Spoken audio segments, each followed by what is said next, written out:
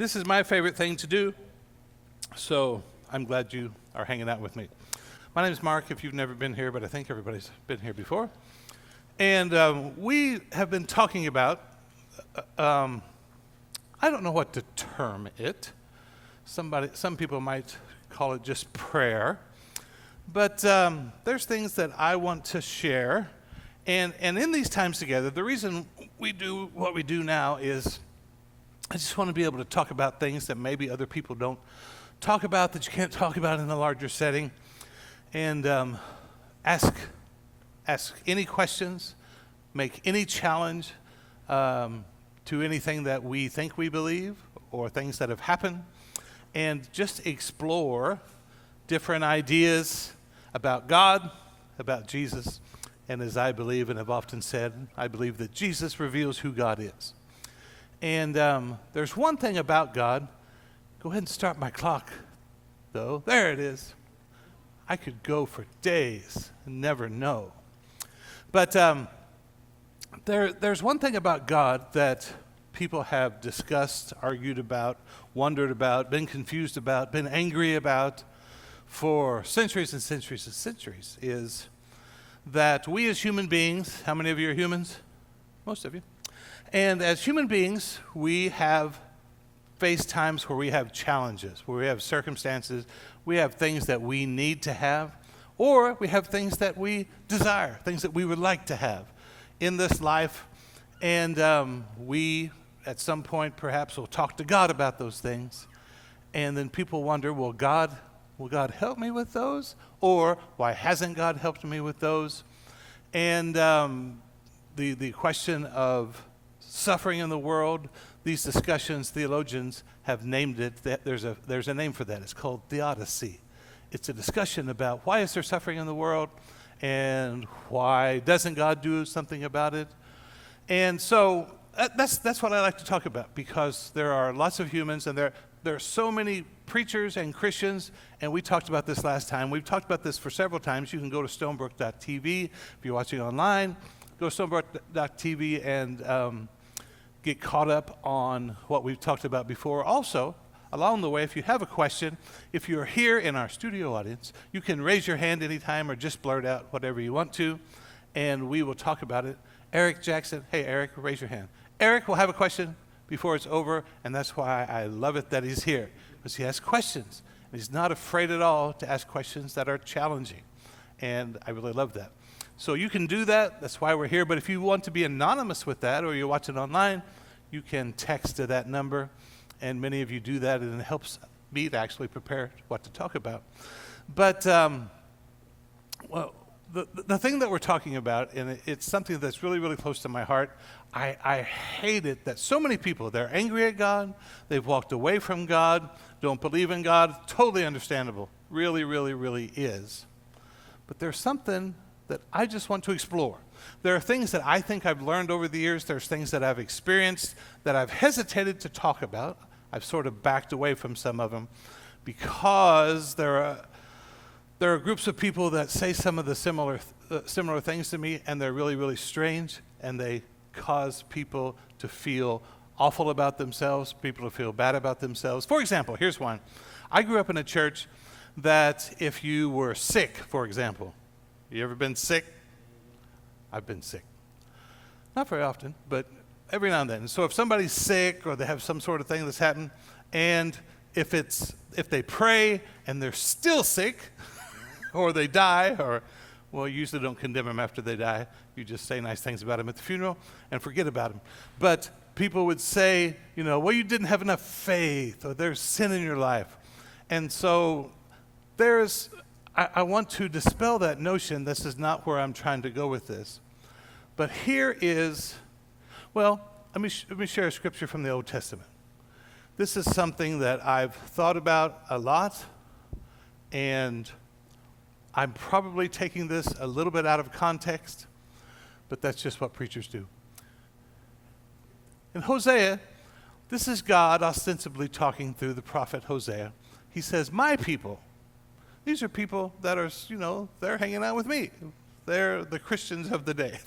Jesus hasn't come yet, but hasn't arrived. My people are destroyed Why? For lack of knowledge. The new NLT says it like this: my people are being destroyed because they don't know me. Now, over the years, I've lived quite a long time now, not nearly as long as Brian Parker or Toby. How old are you, Toby? 67. That's not very old. Brian's like 90-something. But, I've lived long enough now to, and I've done several things in my life that are different than maybe other people did. Started organizations, built businesses. When we started Stonebrooke, different things that I've done that it seemed like it was impossible, could not be done. People told me it was impossible. And so this happens with people in a lot of circumstances in people's life. Someone else tells them, well, that can't be done. That's just the way it is. Some things will never change. Do you guys know? Is that Bruce Hornsby? Anyway, you guys don't know when was Bruce Hornsby? You're old, John. What? Did you say that was Tupac? Yes. That was it.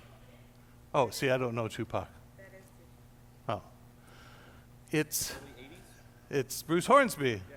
Now I'll have to go listen to Tupac. I don't know. I've never eaten macaroni and cheese, and I'm pretty sure I've never listened to Tupac. But I can do one of those two, and I'll listen to Tupac. But it's just the way it is. This is just how it works. But here's something I've always asked myself, and that's what I want us to ask today. When talking about God, will God do something for me? And that's the question. It's a question people have. A lot of times they don't say it out loud. They want to make stuff up like, well, God, prayer is about God working something in you. Well, that's great, but I actually need this. You know what I'm saying? Just be honest. If I need this, I don't need God to give me peace or work out character in my life. That's great. We can work on character later. But I'm about to die. So I need this. You know what I mean? Yeah. Will God do something about that? And here's when things don't happen, people pray that it don't happen, people tend to blame God. And that's okay. That's understandable. Well, God didn't, or God even doesn't exist. But here's a question I've asked over the years. Every time I face something that seemed impossible, what if there's something I don't know? That's it. When it comes to, well, maybe I don't have enough faith. Well, let's throw that out the window for now. Just throw it out the window. I had somebody challenge me on Facebook not too long ago, very sincerely. They're not trying to be mean or nasty or ugly. So I'm supposed to muster up enough faith. Number one, no. Faith doesn't need to be mustard or ketchup. You don't have to ketchup or muster it. But set that aside for now. We'll talk about faith. Faith is a very natural thing. But the question I want us to ask, this is all I want to know today. What if there's something I don't know? Or what if there's something I'm not implementing?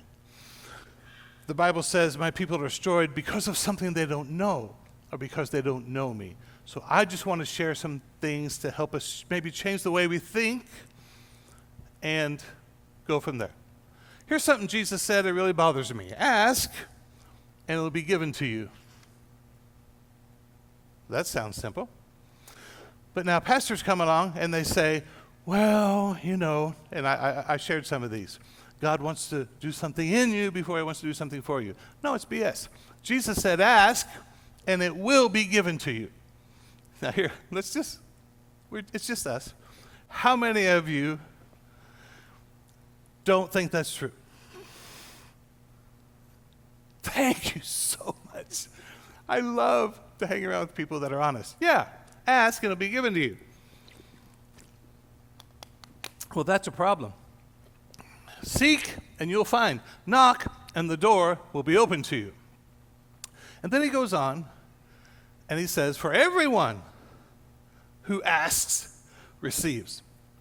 How many of you think that everybody that you know or everybody that's on the earth, whatever they ask, they receive it? See? Y'all don't believe the Bible. Jesus said everyone who asks receives. Those who seek find. Those who knock, the door will be opened. And when I read this, I think, well, there's some times, and there's some folks I know especially, but there's times with me, hey, that's not happening. Okay? Well, maybe there's something we don't know. He goes on, and it's interesting, this is Father's Day. He begins to talk about what a parent or what a father does. And Jesus is kind of the first person. I say this all the time. Jesus' purpose for coming along was saying, okay, here's what you guys think about God. Yeah, you're wrong. Here's what God is like. And so he's the first person to introduce this concept of God is a father. And this isn't great if you didn't have a great experience with your father. I understand that. But Jesus is trying to explain he's not this far-off deity sitting on a throne that's judging people and is not interested in your life. He's a father. Now, me personally, after I had my kids, changed my entire life, changed my entire perspective. There's nothing, no links that I would not go to. Boy, that sentence had double or triple negatives. There's nothing I wouldn't do for my children to make sure they had whatever they needed or whatever they wanted, especially where they are now. Now, when they were little and they wanted an elephant, well, I'm not going to do that. But I'm not against them having an elephant. But whatever you need, especially now, like I'm doing some things in my life right now that are really, really hard. But one of the main reasons is because of my children. What I want them to have, what I want their children to have, what I want them to experience. Okay? But he says, which of you, if your son asks for bread, would give him a stone? So let's poll the audience. If your son says, can I have a sandwich? You go, shut up, here's a rock. Who would do that? Well, some of you, yeah. I actually would do similar things, but eventually I'm going to give him something. What son of yours, if he asks for a Happy Meal, will you give him, here's a bag of rocks, have a good time. Or if he asks for a fish, we'll give him a snake that would hurt him. Jesus is, the audience is like, what? What are you talking about? My son wants something to eat? No, here's a snake. Have a good time. No, he says, if you then, though you are evil, or though you are natural, the original actually is saying, know how to, and I thought I did 3 different colors on this. It didn't show up.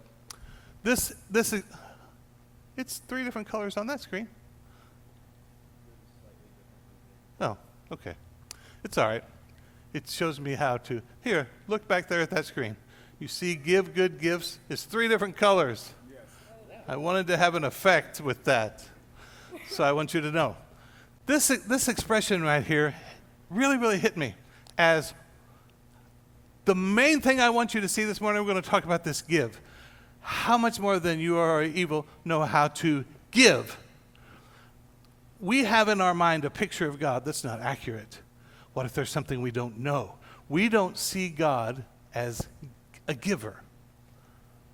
We see God as a judge. We see God as a ruler, as a king, but we don't see them. Can you think of somebody in your life that is, you'd say about them, man, they're just such a giver. They're just always giving. If you call them up and say, hey, I need whatever, fill in the blank, they would be like, sure, if I have it, you have it. You know what I'm saying? Do you know those people? Maybe you is those people. If somebody needs something, you'd give the shirt off your back. Give. Now, the next word, good. We don't have in our mind that the things that God gives are good.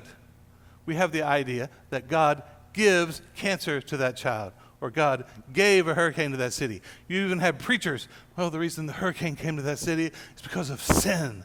God is judging them. And so people have the idea that God, number one, he doesn't give unless it's maybe something corrective, sort of a backhand, smack.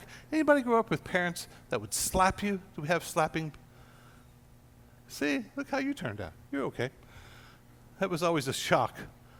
My little mother, smack. Anyway, so we have the idea that God is sort of a person that he brings out judgment. These 3 words just are amazing to me. This is just for me. God gives. What does he give? He gives good. How does he give it? It's a gift.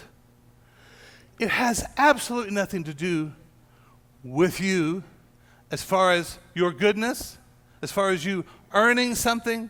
He's simply, oh, you need that? There you go. What do I owe you? Well, you don't owe me nothing. Do you know people like that? Do you picture, like think of somebody right now that if you needed something, they would give it to you, and then you would say, well, how much do I owe you for that? And they would say, you don't owe me anything.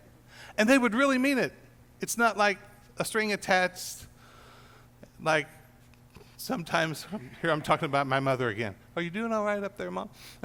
Where she did certain things, and then later, so I guess you don't remember that I spent 2 days in giving birth to you. Sure, you can't mow the yard, but you know what I'm saying. But here's Jesus talking about his Father. He gives. What does he give? He gives good. How does he give it? It's just a gift. Now here, see, I'm not getting on to you. I'm not getting on to any of us, but me included. We don't think about God like that. You in general, when somebody says God, you don't think of that. You think of this person that you had in your mind that does that, but you don't think that way about God. Is there something we don't know? Give good gifts to your children. How much more will your Father in heaven, the same phrase again, give good gifts to those who ask him. Now granted, you are not experiencing this, because my question is, do you get all your prayers answered?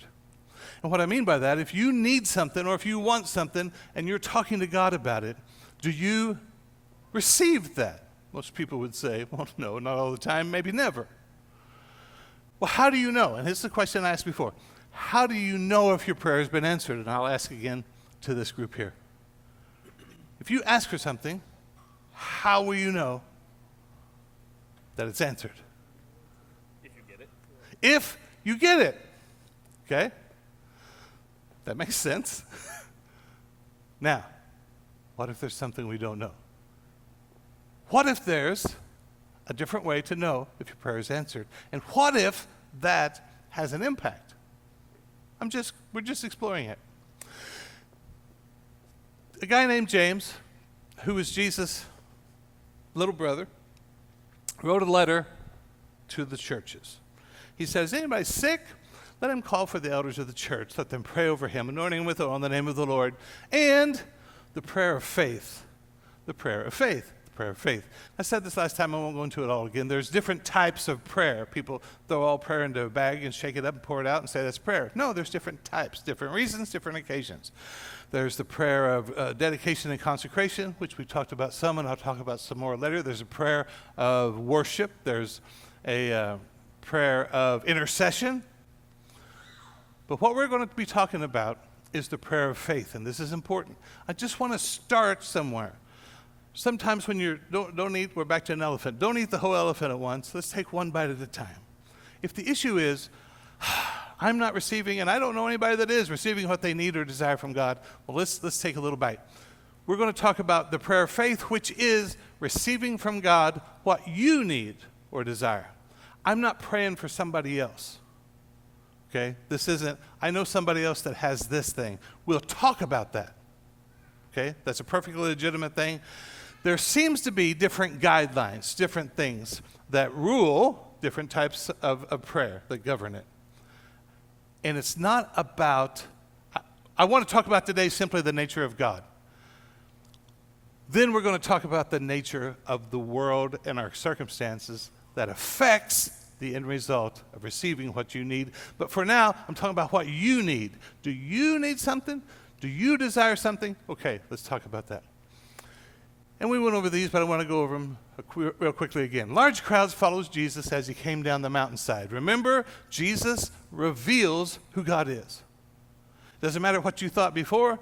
Doesn't matter what you found in Isaiah or Genesis, where he drowned everybody in the 6 chapters. You're 6 chapters in the Bible, and God kills everybody and starts again. Okay, we've talked about that a lot. Jesus comes to correct that idea. Jesus comes down from the mountain. Suddenly a man with leprosy approached him and knelt before him, and he has the question that so many people have. Lord, the man said, if you are willing, if you would be amenable to this, if you would desire this, I know you can. Most people don't question. If they do believe in God, I know he can. I just don't know if he will. There's probably some deep plan that he has that I'm unaware of. Okay, Jesus is dispelling all those things. He says, you can heal me and make me clean. Remember this. I say this all the time. Faith So when we talk about prayer, Jesus is going to use this word faith. I'm going to replace it with the word partnership. There's something about God that when doing things on the earth, he wants to have partnership. He doesn't just unilaterally do stuff. He wants partnership.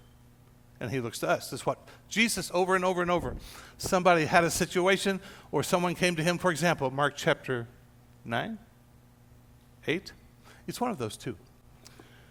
Jesus comes to a guy and his child is having what seem to be epileptic seizures. They are saying it's a demon that's causing that. Maybe. But Jesus, they bring him, the disciples had prayed for this little boy. And nothing happened. I love to tell this story. You have to imagine it. Jesus comes down from the mountain. Seems like he's always up on a mountain. And there's this boy, and there's this crowd gathered around, and the disciples, some of his closest people, that Jesus has commissioned to go out and heal people. And they've been healing people. This is really, really important. And I feel like sometimes when I'm going over the same story again. But we really need to get this. Here is a boy, a young man, that is having an issue, and his disciples are gathered around. They may be even in a prayer circle holding hands, because we know that God works better when we hold hands in a prayer circle, especially if we stretch our hands like this. But anyway, they're praying for this boy. They're trying to cast the demon out of this boy because he's having these seizures, and he throws himself into the fire and into the water. And Jesus comes down and basically says, okay, I've been gone a while. What's going on? And this father comes and says, well, I brought my boy to your disciples here, and they couldn't do anything. This is really important. Here we have people, personal associates, personal staff that have been with Jesus for years and years and years, that have been officially commissioned to go do the same things Jesus did. And they've been doing the same things Jesus did. In fact, they're amazed that even the demons are subject to us through your name. And they can't hear. Every Christian I know almost would say, yeah, it's not God's will in that case. There's something, there's some, deep, dark secret, some sort of plan. God wants to work something in him before he gives something to him. I don't know. Is it God's will for that boy to be healed at this point? Well, see, this is why I'm talking like this. This is why I love these smaller gatherings. Jesus never wondered what God's will was. Never.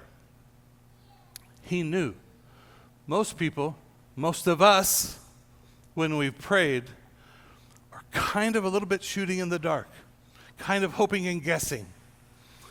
Let me at least throw this out there, and let's see what happens. Okay? Jesus isn't doing that. And I didn't plan to talk about this story, but I think this will help. It helps me. Jesus did not say, well, there are times, boys, I forgot to tell you this, there are times it's not going to work because it's not God's will. This is what Jesus did. I really love Jesus. He's very loving, he's very kind, but he gets frustrated. And he basically did this. This is not in the Bible or the original Greek. He did this. How long am I going to have to be here with you people? How long am I going to have to suffer with this? Bring him to me. And as they brought the boy to Jesus, and I wish I had somebody to act this out, but I won't do it. As they brought the boy to Jesus, he falls down on the ground and starts rolling around like a Pentecostal. And he's foaming at the mouth, and all kinds of things are going on wild there. He has this seizure. It's so interesting to me. Jesus reveals what God is like. The father is here. Let's say Eric is the dad. And the boy comes, and he falls down here. Jesus goes, how long has he been like this? Now, it's really, really important that Jesus didn't go, oh my, me, in the name of me, come out. He's totally, this is something I love about him, he's totally unimpressed with anything that his enemy is doing. He's unimpressed. But it's so, so, so important. Is Jeannie in here? So if she heard me say it's so important. We had a teacher in Bible school. We got to, I counted, it was what I did to endure the class. I would do, the marks where you cross one out, okay, that's 5. In one class, she said, it's so important, 59 times. It was just a tick. It's a speaker tick. I'm sure I have them. And all of them can't be so important. But this is so important that Jesus didn't do anything. He asked a question. This is really, really important. This is why I talk about Jesus looks for partnership.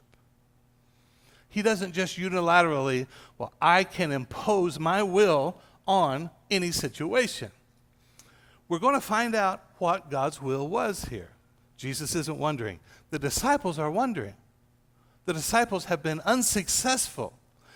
It's really, really important to know that just because you or any other disciple have asked for something and it did not happen is no indication, not at all, of is that God's will.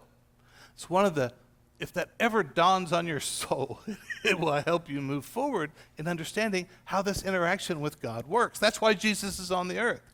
He's revealing this is how it works. I'm dealing with God here. It's a partnership. It's a partnership with him. And now in this case, that's not my boy. Every time Jesus dealt with a young person, he always asked permission from the parent. There's an authority structure. And so he says, how long has he been like this? And the man responded, well, since he's a baby. Oftentimes, this thing grabs a hold of him. It throws him in the water, throws him in the fire, it's trying to kill him. And then he says this. He reveals what he knows. This is what I'm saying. What if there's something we don't know? The man reveals what he knows. He said, if you can help us. Oh, no, sorry. I should have had this passage. If you can do anything, please help us. And Jesus didn't just say, okay. He went, if I can, if you. And see, this is one of the first things years ago, and I've seen results from it. I've experienced results, and I backed away from some of it because it sounds so weird, and the weird people are saying a similar thing, and I just don't want to be associated with the weird people. People think I'm weird enough already. But Jesus said, if I can, no. If you can believe, all things are possible to him that believes. In other words, if you'll partner with me in this, we have something that's opposing God's will here. God's will, and I've talked about this a lot, I won't talk too much about it today. God's will is not something that just happens unopposed, that he can just impose his will on the entire situation. That's just not who he is. He's not controlling. Control is the opposite of love. He is love. He's looking for, if we can connect here, I've got some amazing resources and power.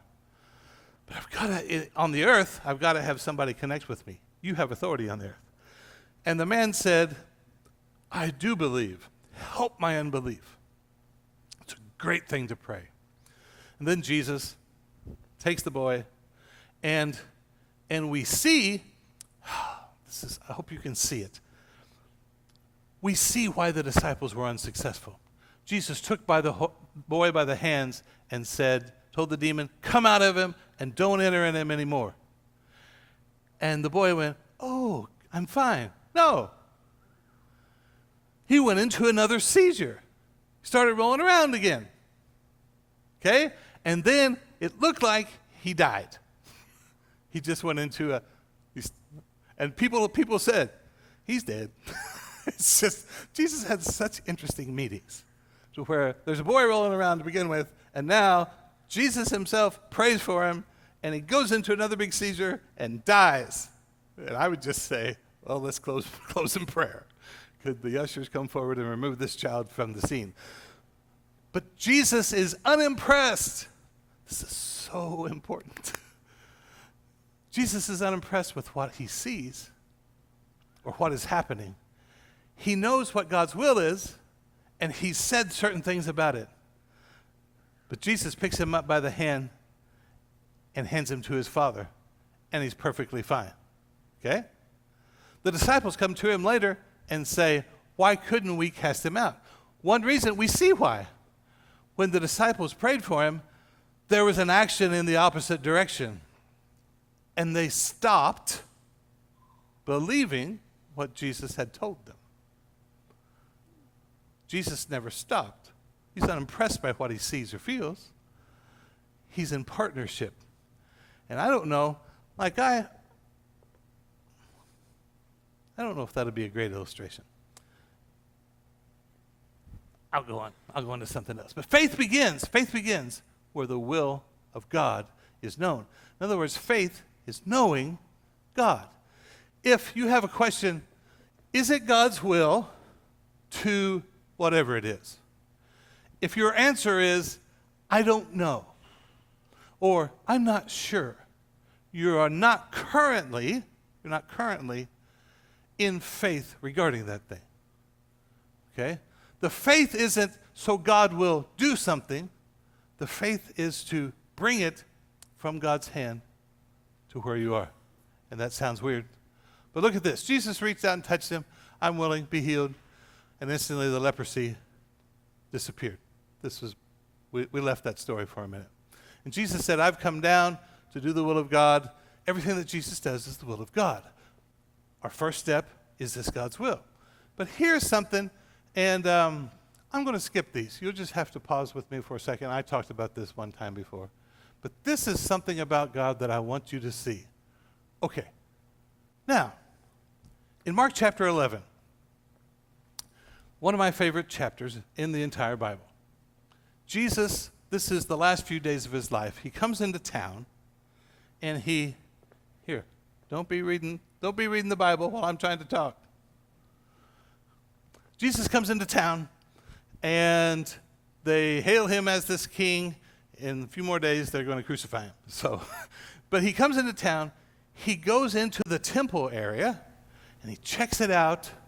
Okay, what's going on here? And then he goes back to Bethany.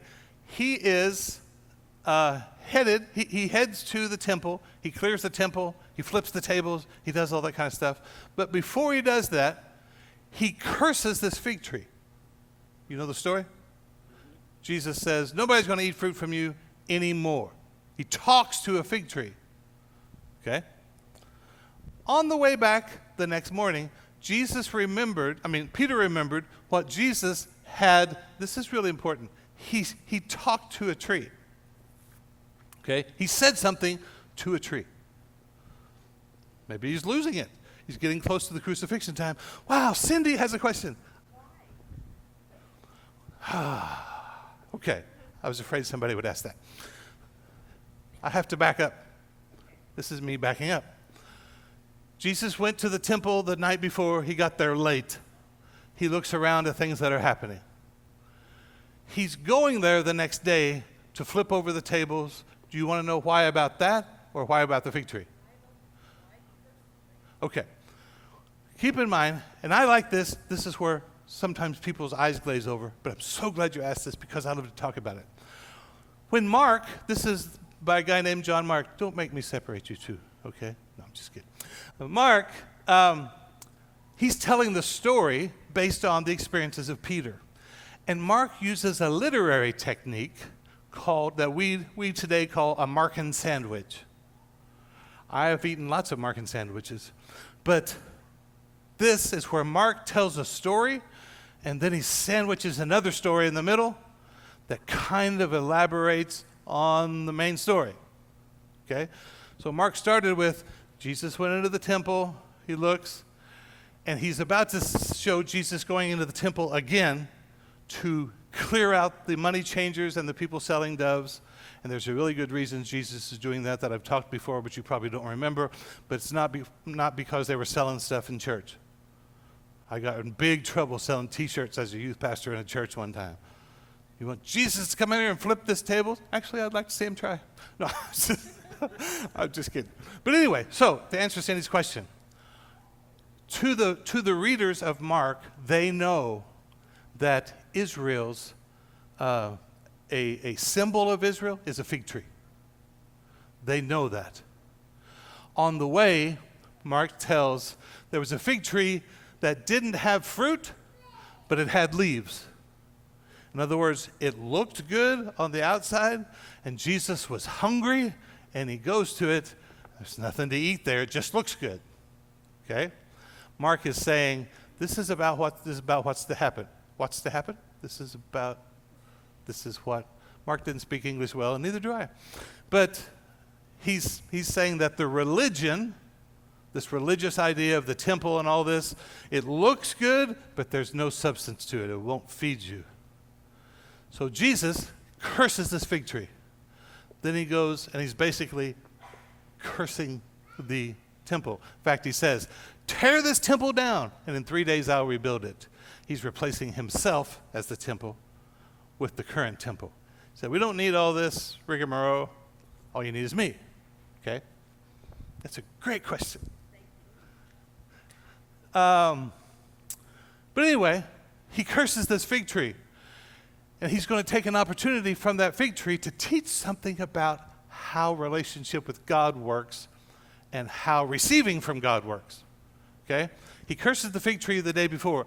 What happens when he curses the fig tree? Withers and dies. No. What happened when he cursed the fig tree? Nothing. As far as what you could see. We didn't see the fig tree wither up like the witch at the end of The Wizard of Oz. It just stood there being a fig tree. This is really, you need to write down how many times I say so important today. You got 5? Dadgummit, that's way too many. This is vital. Ha! I found a workaround. This is vital to know. Jesus is demonstrating in everything he's doing how receiving from God works. He has said something to this tree. Nobody's ever going to eat fruit from you again. The next morning, though, this is vital. Peter remembered what Jesus had said to the tree. I've talked about this before. This is my favorite thing to say about this. On the previous day, and exclaimed, "Look!" Some of you are thinking, Mark has lost it. He needs vacation. The second part is actually true, and the first part might be. He said to Jesus, they're walking back to Jerusalem from Bethany. Jesus is just walking along. And there, let's make the TV the fig tree. Jesus is walking along like this. Now, personally, I don't know if any of you have ever cursed a fig tree. I actually have. It was 1979. It was August 1979. My sister moved to Tulsa to go to school. And I noticed that she had brought with her a little fig tree. And she had it sitting in the window. And I said, I curse you in the name of Jesus. And it died. It never did. It probably wasn't because of me. But I always think about that. But if you ever curse a fig tree, if I curse a fig tree in front of a live audience, I would at least be peeking. You know what I mean? Let's see how this is going. Still looks like a fig tree. Jesus must of necessity not be looking in order for Peter to say, Rabbi, look. Jesus is unimpressed. He doesn't need to look. He knows what he said. It didn't look like it then, but it has already happened. Because he said, the fig tree you cursed has withered and died. Another place it says, it dried up from the roots. In other words, something was going on underneath the ground that you couldn't see already. The moment that he said it, that happened. It took a little while for the leaves to wither, but it is dead already. It's a dead tree walking. Okay? The fig tree you cursed. And then Jesus says a weird thing. His response is, have faith in God. Now this makes my ears perk up. There's something about this interaction with the fig tree and that Jesus is about to explain that has something to do with faith in God. And when Jesus would heal people, just like the little boy we talked a while ago, he said, if you can believe, everything is possible to those who believe. Well, Jesus is about to explain what that looks like. He said, truly I tell you, and I won't spend too much time with this one, if you say to this mountain, go throw yourself into the sea, and do not doubt in your heart, but believe that what you say will happen, it will be done for you. I know that sounds like Joel Osteen. I know that sounds like, was it Norman Vincent Peale? Who was the guy? No. Who was the guy that was the power of positive thinking? I can't remember. Do you know, Ethan?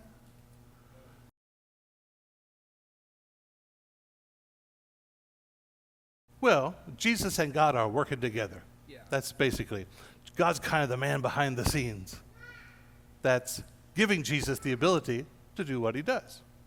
They are in partnership. Yeah. So whenever you say like I'll drive my car and go to all the way to Canada, and then God would be like, okay, you go there, and you like stop there, and like, thank you, God. Yeah, that's probably true as well. But what Jesus is saying here next is an amazing thing.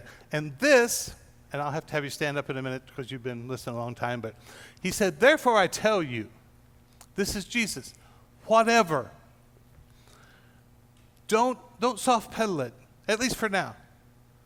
Don't say, well, what if it, no. He said, whatever you ask for in prayer, believe that you have received it and it will be yours. Well, what if you haven't received it? Do you mind if I stop and talk about this? Go ahead. Let's see. Eric, I will use you, and I'll try to come up with something that'll make sense. I have a truck. Let's use my tractor. I need my truck to get home. Let's say that, Eric, I see that you are needing something to work in your garden, to build a garden, and I have a tractor. I don't necessarily need it, but I would like to give you that tractor. Or you might even come and say to me, Mark, can I have your tractor? Try that right now. Mark, can I have your tractor? No, you can't. But let's say that that's my will. Let's say that I had told Eric, here's an even better situation. A couple years ago, I told Eric, if I ever get to where I don't need that tractor, you can have it. I'll just give that to you. And Eric comes to me and says, I notice your tractor's been sitting there for 2 years, which is not the case, so let's don't have this conversation in real life. This is hypothetical. I notice your tractor's just been sitting there. I would like your tractor. Give me your tractor. Does he have a basis to even ask me for that? Yes, Why? because you said, I will, if I don't ever need it, I'll give it to you. I've expressed, this is my will. This is what I'll do. I will give you that tractor. If I am a man of my word, I will say, yes, Eric, I'm going to give you that tractor. Here we are in Sunday morning service, and I happen to have the title right here. I have the title to that tractor. So here you go. Sign it over. There you go. That tractor is yours. Now let me ask a question. I'm not trying to do some weird faith thing where I'm going to take an offering later and your prodigal's going to come home if you give $1,000. I'm just trying to explain and explore, is this what Jesus means? Does Eric have a tractor? Yes. He has a tractor? Now look at Eric. Do you see a tractor anywhere? He has what? He has a title to that tractor. Does he currently own a tractor? Do you see a tractor? No, I don't see a tractor either. If he goes over to Sherry, and I called you Sherry because he calls you Sherry. This is a weird thing about Eric, by the way. This woman right here is Eric's wife, Shari. Eric calls her Sherry all the time. No, I don't. You do too. I call her Jack. I know you call her Jack, but there's times where you talk about her and you'll say Sherry. Now you guys need to argue about this between yourselves. But this woman's name is Shari. Sorry. And he says, you go back there, maybe Shari went to the bathroom, or she's trying to go back there and have donuts because this is really boring. She doesn't want to listen to this. And so Eric on the way out goes, I have a tractor. And she looks, I don't see a tractor. Okay? Does he have a tractor? Yes. When did he get a tractor? When he got the title. Right now. Right now, right here. When will he enjoy that tractor? When he goes and gets it. Some other time. That's all I want you to see. Some other time. Because Jesus is saying something that seems nonsensical. Believe you have received it, and you'll receive it, is what he's saying. And we are governed by our five physical senses, and we say things like, I'll believe that when I see it. That's an expression we say all the time. And here's where I just want to stop because I enjoy digging down into details like this. And we will say, seeing is believing. Okay? Now, how many of you believe that I have an iPhone in my back pocket right now?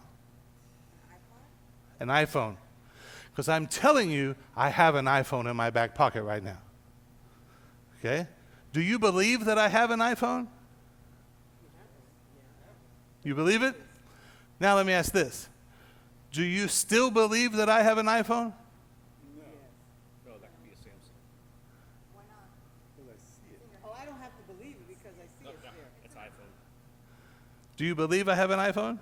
No, you don't. You can see I have an iPhone. You don't need to believe it anymore. The only time that you ever need to believe something is when you can't see it. To say, I'll believe that when I see it is kind of an oxymoron. It's at least a misnomer or any other weird word that we can come up to describe it. You only can believe something when you don't see it. It's the only time it's even possible to believe something. When Jesus says, whatever you ask for, believe that you have received it, must mean that at this particular moment in time, I don't see anything. But I believe that something has happened. And Jesus says, if you will do that, you will physically see it. Okay? Now, let me just find a few more little things we'll talk about, and then we'll go home. This is something. Here's Jesus talking here. I'm just going to read through these fast, and then we'll reapproach this next time. If you remain in me and my words remain in you, you may ask for anything you want, and it will be what? It'll be granted. Has anybody here ever worked maybe with the government and grants? Have you? It's it's a frustrating process. But every now and then the government will say, hey, we're going to give away free money.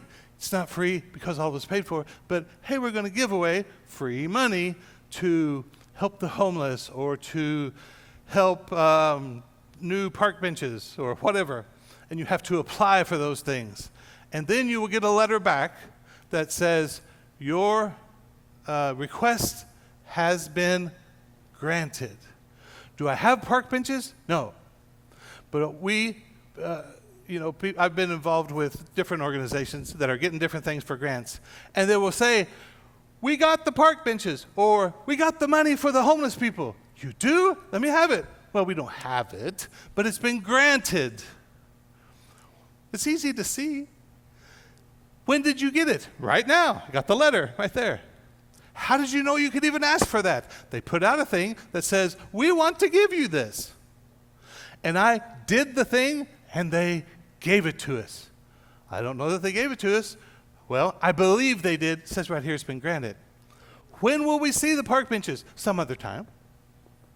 Okay. Here's something. This is the confidence. This is John talking. This is the confidence we have in approaching God, that if we ask anything according to his will, what is his will? Jesus is the will of God. If we know that he hears us, whatever we ask, we know that we have what we asked of him. When? Right now. When will I see it? Probably some other time. There are cases where it could be right now. In fact, next time I'm going to show you an example from Daniel. It's so graphic on 2 different times he prayed, 2 different answers. He received it both times, but in different ways at different times. This is the confidence, the Amplified Bible. The assurance, the privilege of boldness we have. We are sure. See, this is, what if there's something I don't know? What if there's something in the way I'm thinking that's not right? We are sure that if we ask anything, we make any request according to his will, in agreement with his own plan. See, I told Eric, I'll give you that tractor. He's not asking me for my firstborn son, although there's times I would have rather given him than my tractor. But I told him, I'll give you that tractor. He's simply making a demand on what I've expressed is my will for him. If we ask anything in agreement with his plan, he listens to and hears us. And since we positively know that he listens to us, whatever we ask, we also know with settled. If you ever read through the Bible with the Amplified Bible, it'll take you 47 years. It's amplified. With settled and absolute knowledge that we have granted as our present possessions the request made of him. This is have faith in God. This is what I'm trying to get to. We'll expand on it next time.